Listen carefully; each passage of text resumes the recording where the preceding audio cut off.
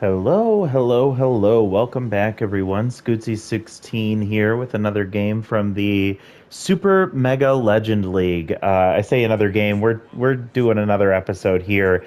The Windy City Thunderbolts, after 70 games, are 10 games above 500 and a plus 67 differential. It has been a long time. My absence is for a good reason. I have been supporting the Elite Discord tournament. If you've missed any of that, definitely go check it out. There's a whole playlist on my channel. And it was so much fun, so much entertainment. We're definitely going to be bringing that back in the future. But I that was why I was on hiatus from this series. Welcome back. If you have been following along, I definitely apologize for my absence. Um, with that being said, I will catch us up just by taking a quick look at what the team is doing individually, and then we'll look at some league leaders really quick. This is also a bit of a reminder for myself of what this team's all up to. So we see Prince Chavez, our primary center fielder and leadoff man, having a decent season so far. Willie Randolph hitting really well from second base. Mashed Taters with 16 homers. He's been mashing taters all season long. An OPS of 963, which is really impressive, leading the team in that area and a lot of other areas too.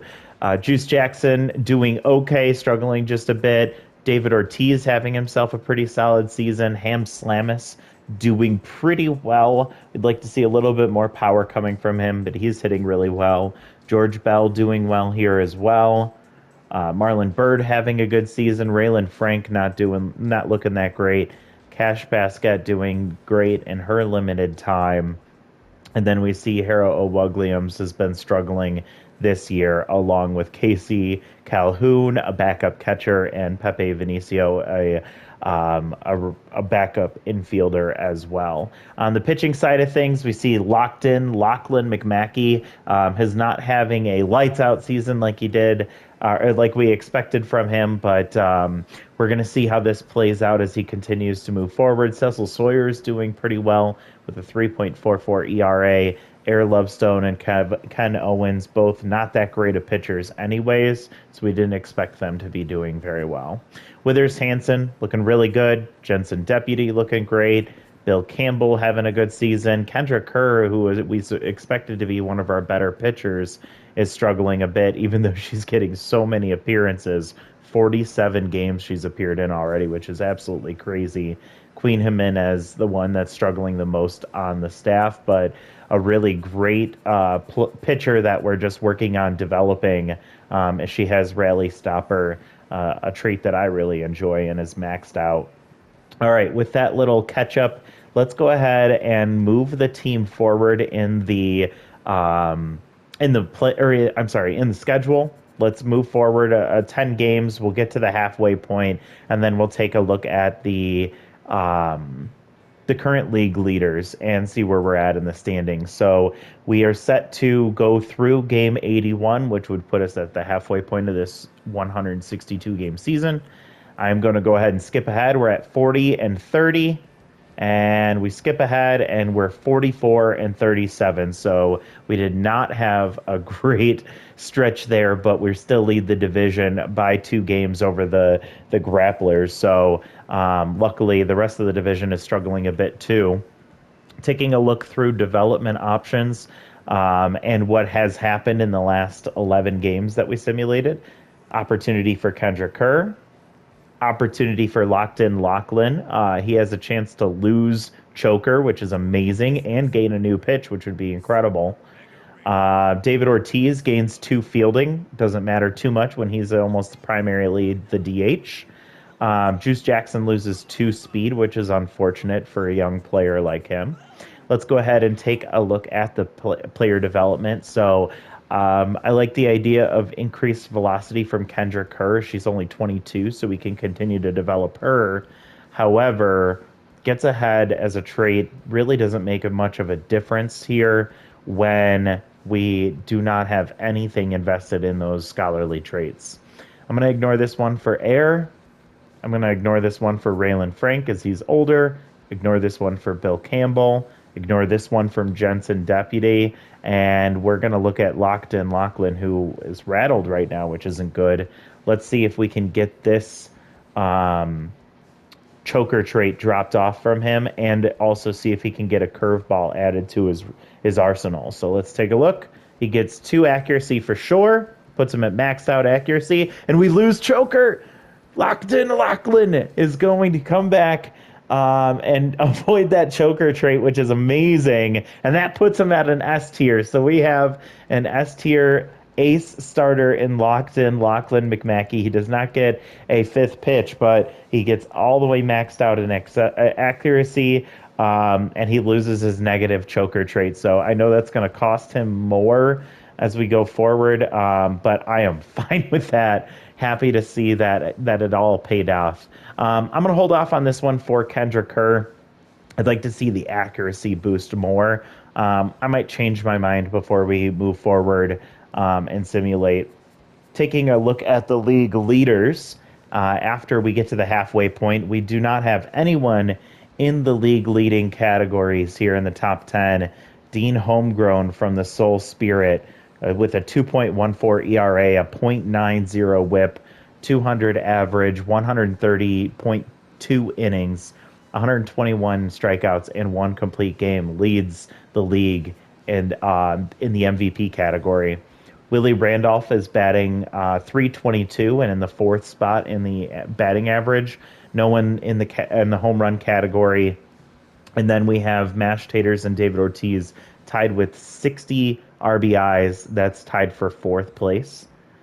Willie Randolph in the on-base category at number 5. We see Willie's also get up to 100 hits already, which puts him tied for 7th spot. Prince Chavez with 35 stolen bases leads the league. Willie Randolph with 24 in 3rd place. Yoink sacks between them. Withers Hansen is at 11 wins, and that long reliever position, he's behind Charlie Best and Lee Smith in that category. We see Locked In Lachlan has 127 strikeouts. The league leaders are Alicia Woodrow and Randy Johnson in those categories. Alicia has a pretty big lead there. And we see Locked In Lachlan is number 8 for strikeouts per 9, number 5 for walks per 9, tied for 5th place. And then number 2 for strikeouts per walk ratio. Withers Hansen makes it in the walks per 9 and the strikeout per walk category. So our team is not doing too bad, but we're also not showing up too well across the league. So let's continue to move forward in the schedule and see how we do. I'm going to sim forward through game 90 here, and we'll see if we continue to maintain a top spot in the standings in our division. So let's go ahead and sim forward. This will be 9 games, currently 44 and 37. We skip ahead, and we won 5 games there. We lost 4, but we drop in the standings to the Grapplers. We're a game and a half behind them, but we have a plus 70 run differential. So hoping that we can offset that again in a little bit here. An opportunity for Cash Basket to improve, but she also has a chance to lose contact versus lefties. Ken Owens with a chance to gain Wild Thing, excuse me. A chance for Juice Jackson to gain some contact and improve his secondary position. Let's take a look at these. I actually like this one. I'm okay with a loss in speed. The contact will be maxed out, and if he can get a secondary position of infield, that could be really nice to move the team around a little bit when we need to. So let's give this one a shot. We lose 1 speed, get the 3 contact, and we do not get that improvement of the secondary position, but we do get a loyalty boost. He's up to 70 now. The other one that I saw, this one for Ken Owens, I don't think it's worth it. I don't think he's going to develop much. 3 velocity, 1 junk. His accuracy is so bad already. He's 20, but I don't know if he's a guy that's worth trying to develop, or if we looked for a better alternative option in the rotation. Let's take a look at the season standings here, or I mean the free players that are available. Let's see. I guess I should also see what Ken Owens is. He is a crafty player, so we're looking for a crafty player. There's uh, Jester Chung, I guess is how that's pronounced. He is way below his value, and he has really great junk, but he is a 3-pitch starter, so that doesn't really help us much. We have Alberto Roberto, 5 pitches, no velocity at all, but all junk. Has decent accuracy, is elite fork, but we won't really be using it. I don't know if we really have a viable option here. I think we keep going with what we have, and we consider adjustments as we get closer to the end of the season. So Ken Owens is who we're going to stick with. Let's see what happens when we sim through another set of games, and then we can determine from there. Especially since the Green Bay Grapplers seem to be the team that we're competing against, we might watch one of their games. So we sim 10 games, and we are a game and a half behind them still. We won 6 games out of the 10, and we gain even more run differential at plus 74 now. So we're doing pretty decent in that area. If we take a look at the standings, we're actually the #1 wild card seed right now, just fending off the Edmonton Empire by that run differential. So we have we're competing really closely with the Green Bay Grapplers, and um, with this series against them right now, we could end up taking the lead in the division if we can do really well. Let's take a look in a second here. So Queen Jimenez has a chance to lose Rally Stopper. I'm not interested in that at all. Bad luck there. Chance to gain durable and speed for George Bell, maybe. Bill Campbell with another chance to get falls behind. That's the second time that one's popped up here. And then Marlon Byrd with a chance to gain wild thrower. I don't know if that's worth it, but power and speed. And if he does get it, it would be at its lowest tier. So it wouldn't that be that negatively impactful. I just bumped my bumper there. Cecil Sawyer with a boost in fielding. Great. And then Juice Jackson is now +4 in power, putting him at +99 in both of those areas. That's absolutely wild. Um, so this one for Marlon Byrd, considering. This one for George Bell. I don't really care about the durable trait, but seeing a boost in speed would be nice. And then, yeah, not for these other ones. So 400,000 for this one. And then for Marlon Byrd, it's 655,000. So it'd put us just at about a little less than a million, I think, or a little around a million. Let's go ahead. George Bell here with some speed boost. And if he gets durable, great. Happy to have him not get injured. All right, doesn't get it there, so just +2 speed for him. Gets a little bit of a loyalty boost. And let's take a look at this one for Marlon Byrd. Power boost to 2, speed to 1. More power, nope. More speed. Yes, there he goes. And then does he get wild thrower? He does not, thankfully. So gets a little bit faster, gets a huge loyalty boost, a little bit of a power boost. He's getting a little bit better. He's still more of an adjustable outfielder, kind of just a roaming the outfield in any of those positions we may need him. Looking at the time that we have, I think we can go ahead and watch this game here. And it is locked in Lachlan McMackey, so we'd love to see him play. So I'm going to go ahead and see the suggested lineup, see what it throws our way. We have a lot of tense players right now. Real quick, checking to see Baller Wildly is a right-handed pitcher. So let's see. Juice is tense at third base. We're keeping him there. Ham Slamus is going to be at short today. David Ortiz DHing. Harris locked in at catcher. I like that. George Bell locked in and left. I'll take that. Right field, Marlon Byrd. I'm fine with that. Willie Randolph is tense and Prince Chavez is tense. We're going to do it. I'm going to do what I usually do. We're going to go Prince Chavez. I'll follow that with Ham, Juice Jackson, Mashed Taters, David Ortiz. Jeez. This lineup is pretty intense. With right there in the middle, I'm gonna move George up, Hera, Marlin, Willie.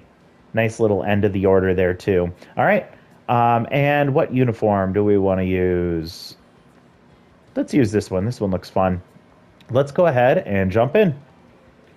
All right, so the Windy City Thunderbolts, the last time we saw them, they destroyed the Rockford Rivets. We now are facing off against our divisional rival, who is currently leading the division in the Green Bay Grapplers, and we're playing at home here at the Whackers Wheel. I was hoping that we might be able to get a chance to see them at their home park. It didn't end up lining up with the schedules right now with what we're looking to see. So here comes Timber Locos. Hopefully I'm not too rusty with this. Locked in, gets a pop-up right off the bat. First pitch pops up. Hera behind the plate catches that for out number 1. And Kevin Euclid comes up. He's got first pitch prayer, so that's at tier 2 debuff, so that's hurting him a little bit here. He'll decide what he wants to do. McMackey taking advantage of that, gets a first pitch strike. Second pitch grounder to Mash Taters. Mash decides to try and toss it to McMackey, who drops it. So I don't know why Mash couldn't just run that one out. I'm pretty sure he's faster than Euclid, but here's where we are. So Lachlan is already tense. So we'll have to try and fight through that. Madeline Vasquez is also tense. So we'll see if that's something that can help him get out of it. 1-2 count here. She does have bad ball hitter and outside hitter. And she grounds to third. Juice over to second. Over to first. And Willie Randolph sails that over the first baseman, and it goes out of play. So 2 errors in back-to-back plays here, which we would have made really easy getting out of this inning. But unfortunately now, I would imagine that puts Willie Randolph at a rattled state, and McMackey is still tense here, now facing off against a RBI hero, Chandler Beard, with 2 outs. That's a big pop-up, and here's Mash Taters ranging all the way back to right field to catch that one, just in foul territory, but can't jog a few steps to first base. So call me bitter and frustrated, but here we are. We get out of the inning, no damage except for some mojo damage, but with that, we head to the bottom of the first inning, and we face off against Baller Wildly. And a 2-2 count here for Prince, who's tense, and he grounds that one up the middle. Pollard tosses over to first easily for out number 1. So here's Ham Slamus. He's having himself a decent year, 290 average, 9 home runs. A little quiet when it comes to the power. I think I would have expected a little more from him. And he swings through that one, and he is balling wildly through the strike zone there. That was a really bad joke. I was trying to put something together with that name, but he gets a strikeout, so now 2 outs with Juice Jackson, who's tense, and hopefully that gets him out of tense, as that ball is going to stay up and get out of here down the left field line. First pitch swinging. Juice Jackson sends it out of here, 361 feet for his 18th home run of the tournament. So Big Juice with his 99 power and 99 contact. He's having himself a really great season so far, and Mash Taters, having the best season on the team, comes up following that. Hopefully we can maybe go back-to-back and go Juice and Taters. There's some form of like dinner, food, meal metaphor in there or joke in there. If you want to come up with something, let me know in the comments there. But Mash grounds that one to Pollard at second base, who tosses it over to first, out number 3. But we do get 1 run on 1 hit after 1 inning. The 2 errors there in the top of the first. But we do take the lead off of that solo shot from Juice Jackson. Carl Cardenas, the catcher, comes up. He's locked in. And he's facing off against McMackey, who's now back to neutral after getting out of that inning. 0-2 count already. Takes ball 1 low. And that one just gets over the glove of Mashed Taters at first base. Marlon Byrd gets to it quickly, and apparently that was enough to drop the mojo of McMackey once again. And here comes Guy Taverna. First baseman has RBI hero, but it's not activated. Lachlan is tense. Just doesn't have the same ring to it. Tense Lachlan McMackey instead of locked in Lachlan. Just doesn't make the same sense. All right, Ham Slamus to Randolph, over to Taters. They complete the double play without a wild throw, and that boosts his mojo back to neutral. And we have a big 2 outs on a double play there, striking them down when they get a rally going. And here comes, uh-oh. That ball's hit hard to left field, and it looks like it's going to hold up right at the warning track. George Bell catches that for out number 3. I didn't see who hit that one, but we're going to have David Ortiz, George Bell, and Hera O'Wugliams, the 5, 6, 7 hitters coming up here for the Bolts. Baller Wildly had a nice, easy first inning after that, outside of that home run that he allowed. And David Ortiz, Big Papi, swings at the first pitch and sends it right back up the middle for a base hit. George Bell locked in here as he's coming up to the plate. He's batting .307 with 7 home runs in this season so far.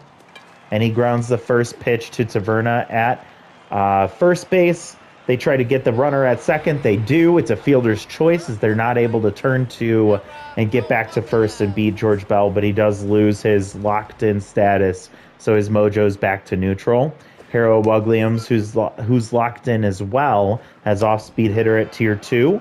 She's trying to take advantage of that. She's down 0-2 with 1 out, and she swings through that one, strike 3. With all her contact, she still misses. And here comes Marlon Byrd, having himself a pedestrian season here, but I don't think we would expect too much from him. The 8 home runs is a nice little power boost to see coming from him. Great arm behind the plate that's actually over 100 right now is Cardenas, I believe that's who it is, and that he's probably going to be shutting down the run game all night tonight. And that ball dribbled down the third baseline. Euclid tosses across the diamond for out number 3. So quiet inning after the single from David Ortiz, and we head to the top of the third. Number 7, Lawrence Pollard. Lawrence Pollard, the second baseman who's tense, comes up. He has 15 homers on the year. He doesn't look like he has the attributes to have that much pop in his bat, but probably a guy we want to be careful of. And he hits that ball down the right field line, and it lands just fair. Marlon Byrd able to get to it quick enough, and with his solid arm, it leads the runner to stay at first base. And now here comes Dano Yoshida, batting in the 9 spot, playing right field. Great young player there. Doesn't look like he's developed much yet in this franchise, but he's always a threat, and he swings through that pitch for strike 3, and that's out number 1. So we wrap back over to the top of the order. Timber Locos here, the shortstop, comes up to the plate. He struck out in his first at-bat. And McMackey up to almost 30 pitches now. He is neutral, but he's hoping to find himself a groove as he gets a pop-up there to shallow right field. Randolph gets to that, catches it for out number 2. Of course, the runner has to stay there at first base, and here comes Kevin Euclid, who reached on an error to first base, grounded to first, and McMackey, actually, the one with the error, dropped the ball when Taters was trying to toss it to him. He's down 0-2 with 2 outs and a runner on. And that ball, what a play from Mashed Taters. It looked like it was about to go foul, but he dives into foul territory and catches that one for out number 3. So big play from him. And Euclid's kind of finding that line as his spot. But we come now to the bottom of the third inning with the Bolts up 1-0. Randolph, who's tense and now rattled, is grounding out to first base for out number 1. So he might need to be replaced at second base but we'll have to see if the manager decides to do that. And here comes Prince Chavez, who grounded out to second in his first at bat. Baller wildly having himself a pretty decent day here, all things considered. And another slow dribbler to second base. It might be, nope, it's not slow enough to get him to first base. And so another ground out, and that's out number 2. And here comes Ham Slamus, another guy who grounded out in his first at bat. Hoping to see some production from him in this game, but he pops up lazily to shortstop, and Locos is there catching that for out number 3. So quick inning, 1, 2, 3 go the Bolts, and here they come to the top of the 4th, and McMackey has to face off against the 3, 4, 5 hitters, starting with Madeline Vasquez. Madeline grounded to third base. They tried to turn a double play, but she reached on an error in the first inning. 2 strikes already, and she swings through strike 3, and McMackey's got to feel good about that one. A little bit of redemption for him as he's starting to find that groove. And now he faces against Chandler Beard, and that ball hit hard right past Juice Jackson. So fast he didn't even have time to react to that one, and that's a base hit with 1 out. And here comes Carl Cardenas. I was right with his name earlier, the catcher. Really great arm. He is locked in, and good speed over there at first base. So McMackey's going to have to keep an eye on. The runner goes, and cannon arm activates, and he is dead to rights. So it was locked in, and he gets, or he might not have been locked in. He might have been neutral, and now he loses a mojo boost. And then we get Cardenas to ground out to second. So we love seeing that cannon arm activate at the perfect moment for Hera Owagliums, and we're able to get out of the inning, even though McMackey allowed a base hit. And now here comes, still tense, Juice Jackson after the home run in his first at-bat. And he swings at the first pitch, and he was all in on that one too, but he pulls it foul. He loves those off-speed pitches. And he hits that ball hard, and that's going to go to the left center field gap. And it's going to go all the way to the wall. So Juice Jackson pulls into second base easily with a double, with to lead this lead off in the bottom of the 4th inning, if I believe.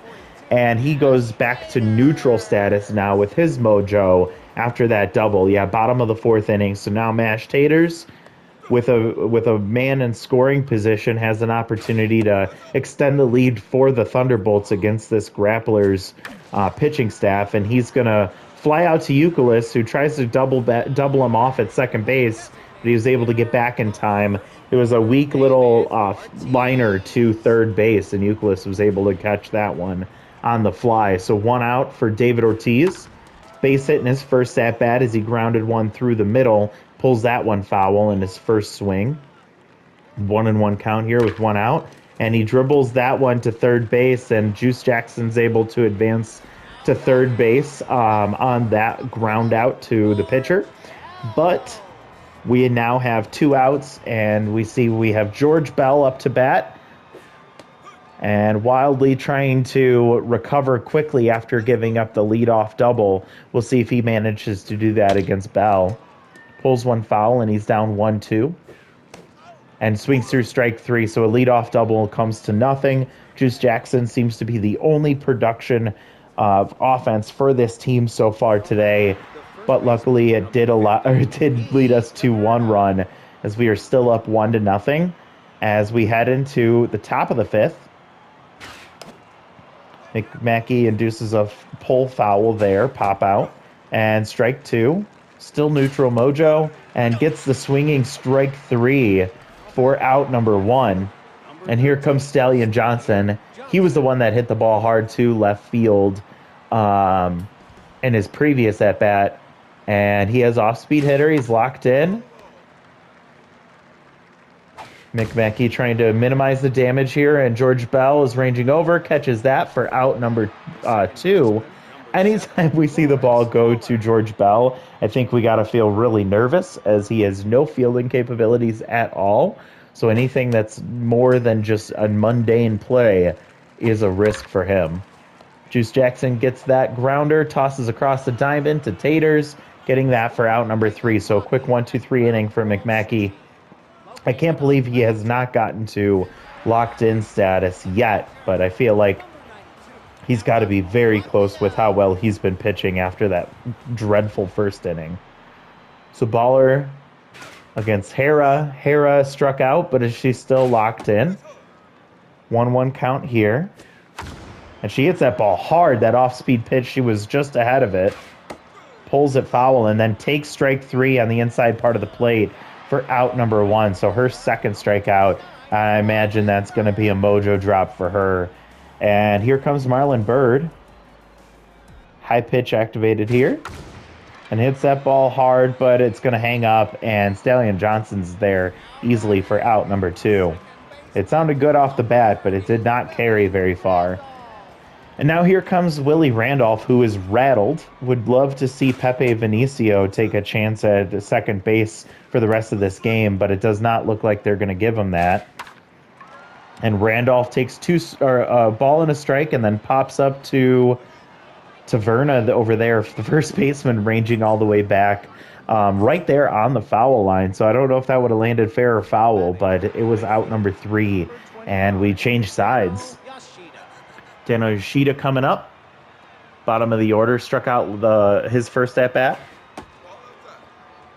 And McMackey is now locked in. His namesake shows up here. He gets strike 2, 1-2 count now. And he gets a swinging strike 3. McMackey is like one of the coolest looking players that's in this game.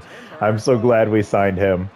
All right, here comes the top of the order once again. Timber Locos, their shortstop, is 0 for 2 today. Cannot get anything going against McMackey yet. Takes strike 2 on the outside part of the plate, and that almost dropped into the zone, but it's just high, and it is a ball. So now 2-2 after the foul, 1 out. Fighting off another pitch, so Locos is trying to drive up that pitch count, and he takes strike 2 right at the top of the zone, and he's pissed. I don't know who he's mad at, but that ball was right there at the top of the zone for strike 3, and he's frozen on that one. So now McMackey against Euclid. Swings through strike 1 there. Fouls that one off. 1-2 count, 2 outs, and he fouls another one off. That was pitch 60. And that ball goes right up the middle for a base hit. And McMackey allows a runner to Euclid, the very slow-moving third baseman for the Grapplers, is on first base for Madeline Vasquez, who is still tense, but has outside pitch and bad ball hitter activated, both tier 2. We have to be very careful about our pitch selection here in our location. 2-1 count, 2 outs. Decent speed over there at first base. I thought Euclid was slower than that. And gets a swinging strike 3 from Vasquez for out number 3. And another scoreless inning for the Grapplers against McMackey. And now for the Bolts, I'd love to see a little bit more insurance coming from this offense. It's been very quiet today.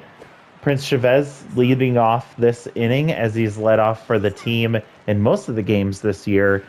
He's still tense, and he swings through a really bad outside pitch for strike 2 and swings through that one high for strike 3. So he is swinging wildly over there at the plate.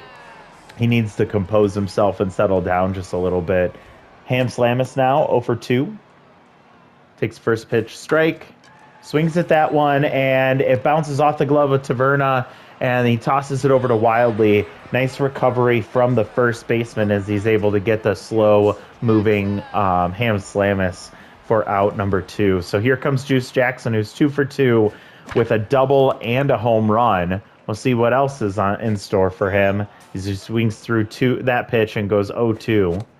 And chases strike 3 high, and he's going to lose his mojo boost. He drops, I think, he might be back to tense, which is just crazy to me after getting both of those hits that he might be tense right now. But that was a rough strikeout. So Chandler Beard comes up. He's tense still. And he's down 1-2. That was pitch 69 for McMackey. 2-2 count now. And fights one off. McMackey trying to go as long as he possibly can. It's a full count now to Beard. And he pops that one off the end of the bat. It's going to go to shallow center field. Ranging in is Chavez catching that for out number 1. Here comes the locked-in catcher, Carl Cardenas. Number 5 hitter is 1 for 2 with a single today. McMackey's still locked in, but he's starting to get a little bit tired as he gets the ground ball to Randolph. Randolph over to first. Taters catches that for out number 2, and Cardenas is dropped back down to neutral mojo. And here comes Guy Taverna. He made a really great play in the bottom of the 6th, diving to knock a ball down that went down the line, and then recovering quickly to get it over to Wildly for an out there on what could have been extra bases for Ham Slamus. 2-2, 2 out. Pitch number 80 here for locked in. And he gets the strikeout for out number 3 to end the inning. So 7 scoreless innings. McMackey only giving up 4 hits. A few base runners that he's allowed to reach. He did have an error in the first inning. That first inning was the ugliest, but he was still able to get out of that. And so it's a 1-0 ball game here in the bottom of the 7th. We're kind of cruising through this game, which is good after we kind of had a little bit of preamble with everything before this game started. Mashed Taters, would love to see you do something as he hits that ball hard to left center field. It looks like he got under it a little bit, and it looks like it's going to die right at the edge of the warning track. Stallion Johnson ranges over a long way to catch that one in the grass about a foot off of the warning track for out number 1. So he gave it a ride but got under it too much. David Ortiz swings way late on that pitch inside. Wildly is pitching really well. He's locked in. His attributes pretty much haven't moved, and he gets Big Poppy to swing through that one for strike 3 and out number 2. And here comes George Bell, 0 for 2 now. And clutch begins to activate here for Wildly as pressure is getting a little bit higher. We're now at a high pressure situation. Tier 2 clutch is activated here for Wildly. So he's getting a little bit of a boost of his stats there, plus the mojo boost. And George Bell absolutely obliterates that ball to left center field, and that was on a line. It stayed low, but he hit that ball hard, and that's 441. Left center field, George Bell with a mojo boost and another solo shot for this Windy City Thunderbolts team. So we get a little bit of insurance, and that can't bode well for Baller Wildly's day, and he gets pulled for Immaculo Spectaculo, who does have a tier 2 crossed up, facing off against a locked-in Hera Williams. They're actually both locked in, and that ball hit hard by Hera, and it looks like it's right at the wall for Dano Yoshida to catch that one. She got under it just a little bit. It was an off-speed pitch, so it was just the kind that she's looking for, but that dies at the warning track. But George Bell, with a huge solo shot of his own, ends up having a huge home run to give a little bit of insurance to this Thunderbolts pitching staff, and specifically locked-in Lachlan here. Stallion Johnson, a player you have to be careful about all the time, and he swings through that one for strike 3. This is a big day for McMackey against their rivals and currently the division leaders. And this is parallel to the Brewers and the Cubs, if you're familiar with their rivalry at all. This kind of reminds me of that with the Green Bay Grapplers and the Windy City Thunderbolts. Competing for the division lead. And another strikeout for McMackey against Pollard. Number 9 hitter, Dano Yoshida coming up. Pressure is at high still, and McMackey is still locked in. And that was pitch number 90 for him. Gets a ground ball to Taters. Taters is going to toss it to McMackey, who catches that one for out number 3. So quick 1-2-3 inning through the 7, 8, 9 hitters for the Grapplers. And now Marlon Byrd comes up, and you got to wonder, 90 pitches in, he is locked in, but he is getting tired. Do they let McMackey come out for the ninth inning? We'll have to see. They first have to see what happens here in the bottom of the eighth. Spectacular is just firing some heat in there as he gets Marlon Byrd to pop up behind second base. Locos catches that for out number one. And here comes rattled Willie Randolph. Um, Spectaculo is just throwing fire across the plate right now. 97, that one is. He's locked in. And he has pretty much everything maxed out or close to it. And that ball hit fairly well, but Johnson's easily able to range over and catch that for out number two. And we get to the top of the order once again. Prince Chavez now comes up, and he's still tense, and he has not had a great day. He's 0 for 3. Pops that one up, 0-2 count with 2 outs. Pops another one out. And swings through strike 3. So a rough day for him in the leadoff spot. And we head to the top of the ninth. 91 pitches, only 4 hits allowed, and 9 strikeouts for locked-in Lachlan McMackey.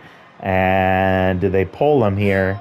They are. They're going to bring in Kendra Kerr, who's locked in and has full stamina bar here. So we'll see if she can make this a clean, nice inning for the Thunderbolts against the Grapplers. 0-2 count already on Locos. He's fighting off a couple of pitches. Another pitch fought off there. Takes ball one outside. 1-2 count. Pops that one up. Hero Williams trying to range over. Catches that as she gets hit by the bat as Kevin Youkilis is standing in the on-deck circle and swings right as Hera comes over. Luckily, I don't know, it looked like the bat phased through her or something, but she seems to be okay. 1 out, 2-0 count here, and Big Hack activates for Youkilis, who swings at that one and hits it foul. Swings through strike 2, 2-2 count, no more Big Hack. Another foul ball. And swings through strike 3, Kendra Kerr gets him with the off-speed pitch. And now the number 3 hitter is Madeline Vasquez, who's 0 for 3. And she is still tense, and the pressure is extreme now, so that mojo drop for Vasquez hurts her even more, while the mojo boost from Kerr gets her going. And Vasquez puts that down the left field line past a diving Juice Jackson, and George Bell gets it in very quickly, saving the runner from advancing to second base, which would have activated RBI hero for Chandler Beard. And so with 2 outs, there is a runner on first. Chandler Beard over there is also tense behind the plate. Swings through strike 1, takes ball 1 low. 2-2 count, or I'm sorry, 1-1 count, now 1-2 count with 2 outs. Runner on first. And that ball pops up to shallow center field. Calling it is Chavez. Catching it is Chavez for out number 3. And that is a win for the Windy City Thunderbolts against the Green Bay Grapplers at home. That puts them within a half a game of first place in the division, and a really big win that you need to have against your divisional rivals like this, especially this late in the season. So we didn't have a lot of offense, but the offense that we did have was just enough for the Thunderbolts to take the lead here. The Grapplers, no runs on 5 hits, no errors. The Thunderbolts, 2 runs on 4 hits, 2 errors. Both occurred in the first inning. For the Grapplers, only 5 hits across the board, and it came from Youkilis, Vasquez, Beard, Cardenas, and Pollard. Lots of strikeouts from that team, 10 overall. For the Thunderbolts, big day from Juice Jackson, 2 for 3 with a solo shot and a double. He had a really great day, probably number 2 behind McMackey. David Ortiz got a base hit, nothing else there. George Bell had a solo home run, and that was about it for the offense for the Thunderbolts in this one. Quiet day overall, but Baller Wildly pitched really well. Pitching wise, speaking of him, 6 2/3 innings, 4 hits, 2 earned runs, both on home runs. He also struck out 7. Macula Spectacular came in and was really great. 1 1/3 inning, 1 strikeout, and that's it. No runners allowed. Lachlan McMackey, though, the guy had himself an amazing day, maybe one of his best performances of the year. 8 innings, 4 hits, 9 strikeouts, nothing else. He gets the win. Kendrick Kerr gets the save, 1 inning, 1 hit allowed, and 1 strikeout. And as we would have expected, yep, the number one player locked in Lachlan. We see Juice Jackson at number two, and then Baller Wildly earns the three spot with his really great pitching performance. So that a really great game to come back to after that long break in between our recordings for the Windy City Thunderbolts. And what a fun way for this game to go down. Um, Ooh, that Adeline North looks like a really good pitcher. Would love to have her on the team. So that's where we're going to leave off. What a fun game that was. The standings are getting really tight as we're getting closer to the end of this regular season in season two.